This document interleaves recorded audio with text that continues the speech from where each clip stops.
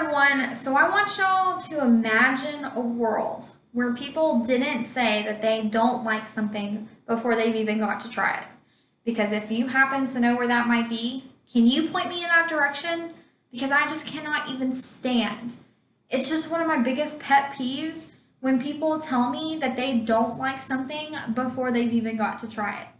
I mean, there's just so much in the world that people will turn their nose up at before they've even got to experience it. For example, cats. How many of you have come across someone that has said that they are just not cat people? Gallup News wrote an article about how Americans are more likely to say that they are dog people than cat people.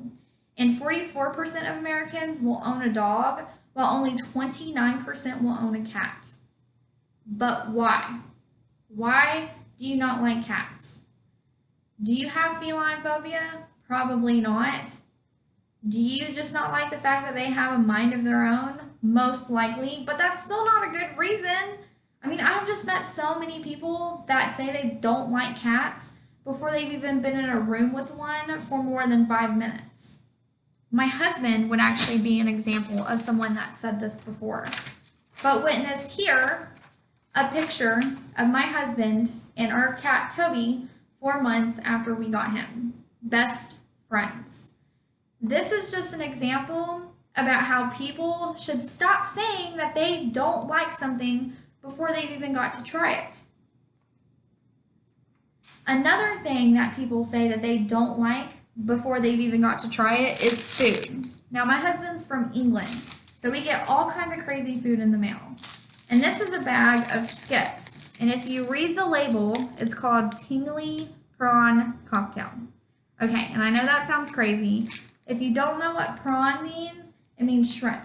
But how many of you would have looked at this bag, read the label, and said, I don't like that, before you even got to try it? I'm sure there would have been a lot of you.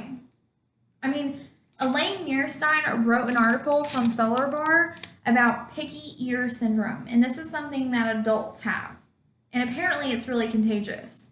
But, I mean, just so many adults will say that they don't like something before they've even tried it.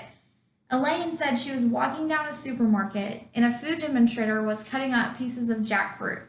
And she said, as everybody stood around to watch this woman cut up the jackfruit, they all stood and looked at the fruit like she was cutting up an alien autopsy. I mean, why though? Are you 17 months old, like my daughter? Probably not. She's okay to be a picky eater. She doesn't know any better. But if you just try it, you might find out you really like it. I mean, we just need to stop and think, people, what can happen when you try new things? Larry Alton, a writer for the Huffington Post, wrote an article called A Look into the Incredible Benefits of Trying New Things. And there are 4 things that Larry says that can happen when you do. The first thing that he wrote about was how you overcome your fear. You cannot be afraid of the investment and the consequence of trying new things. As soon as you get past that fear of the unknown, you eventually forget that you're even afraid in the first place. The second thing that can happen when you try new things is you get to know yourself better. You find out more things about yourself that you never imagined you knew. I mean, come on. A third thing is it stimulates creativity. When you put yourself in unique situations, it sparks and stimulates your brain, coming up with new things to do. I mean, how adventurous is that? Don't we all want that kind of life? And the fourth thing that Larry wrote about was how it makes you more marketable.